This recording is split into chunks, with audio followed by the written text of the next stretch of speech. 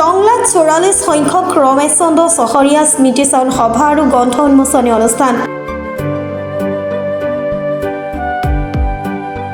দুখনকৈ গ্ৰন্থ আত্মজীৱনী মোৰ জীৱন পৰিক্ৰমা আৰু অভিনন্দন গ্ৰন্থ নখন্দা পাৰৰ পৰা জনজীৱনলৈ মৃদুলা চহৰীয়া উন্মোচন। টংলাৰ অগ্ৰণী শিক্ষানুষ্ঠান ৰমেশ চন্দ্ৰ চহৰীয়া শিক্ষক প্ৰশিক্ষণ মহাবিদ্যালয় আজি ৪৪ সংখ্যক ৰমেশ চন্দ্ৰ চহৰীয়া স্মৃতিচাৰণ সভাৰ লগতে দুখনকৈ গ্ৰন্থ উন্মোচন কৰা হয়। ৰমেশ চন্দ্ৰ চহৰীয়া শৈক্ষিক ন্যাসৰ সভানেত্ৰীৰ মৃদুলা চহৰীয়াই উদ্দেশ্য ব্যাখ্যা কৰা সভাখনত ৰমেশ চন্দ্ৰ চহৰীয়া শিক্ষক প্ৰশিক্ষণ মহাবিদ্যালয়ৰ অধ্যক্ষ কমলাকান্ত বৰা উদ্বোধনী ভাষণ দিয়ে।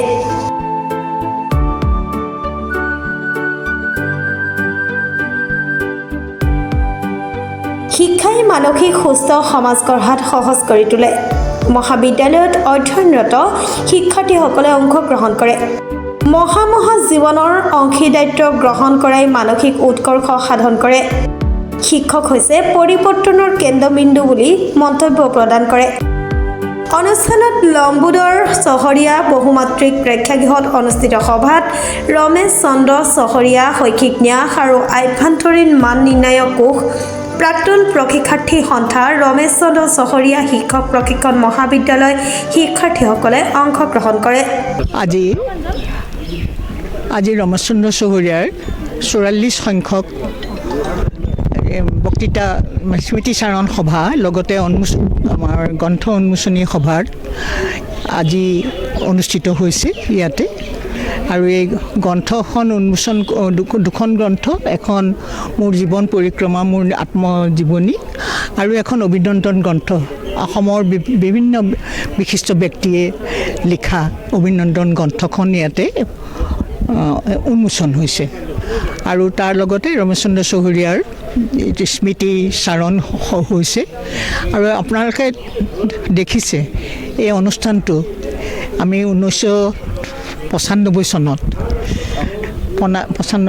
টংলাৰ বিশিষ্ট ব্যক্তিসকলৰ লগত আমি শিক্ষা অনুৰাগী ৰাইটৰ সহযোগত এই ৰমেশ চন্দ্ৰ চহৰীয়া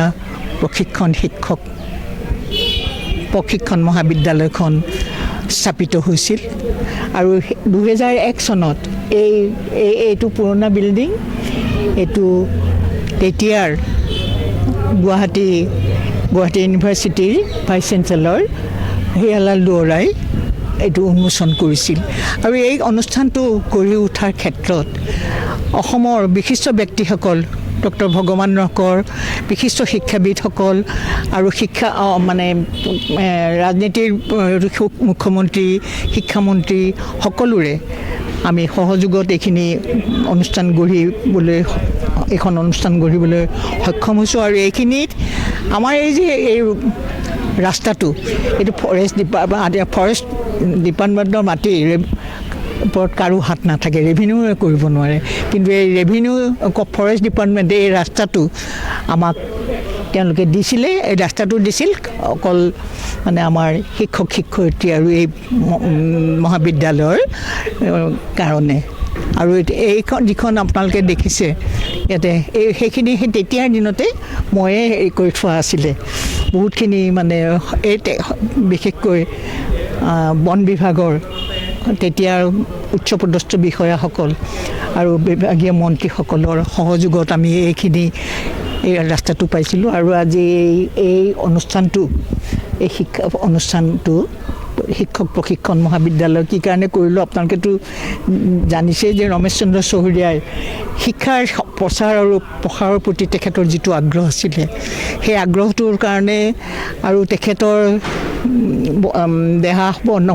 অৱসানৰ পিছত তেখেতৰ স্মৃতিত এই ৰমেশ চন্দ্ৰ চহৰীয়া শিক্ষক প্ৰশিক্ষণ মহাবিদ্যালয় স্থাপন হৈছিলে। ওদালগুৰিৰ পৰা চিন্ময় ডেকা ৰিপৰ্ট, প্ৰাতঃ টাইম ডিজিটেল।